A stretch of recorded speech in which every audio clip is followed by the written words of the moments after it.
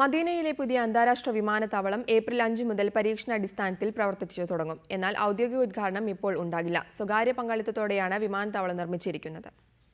പൂർണ്ണമായും സ്വകാര്യ പങ്കാളിത്തത്തോടെയാണ് മദീനയിലെ പുതിയ prince Muhammad bin Abdul Aziz വിമാനത്താവളം നിർമ്മിച്ചിരിക്കുന്നത്.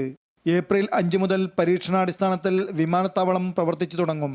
വിമാനത്താവളത്തിന്റെ പ്രവർത്തനങ്ങൾ തുടങ്ങാനുള്ള എല്ലാ നടപടികളും പൂർത്തിയായിട്ടുണ്ട്.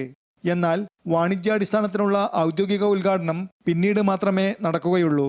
വിമാനത്താവളത്തിന്റെ പ്രവർത്തനം ആരംഭിച്ചാൽ വർഷത്തിൽ 80 ലക്ഷം യാത്രക്കാരെ ഉൾക്കൊള്ളാനാകും.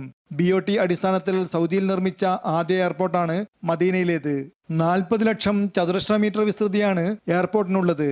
ടെർമിനലിന്റെ വിസ്തൃതി 1,53,000 ചതുരശ്ര മീറ്ററുമാണ്.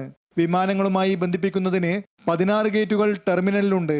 യാത്രക്കാരുടെ എമിഗ്രേഷൻ നടപടികൾക്കുള്ള കാര്യങ്ങൾക്കായി 64 കൗണ്ടറുകൾക്ക് പുറമെ 24 സെൽഫ് സർവീസ് കൗണ്ടറുകളുമുണ്ട്.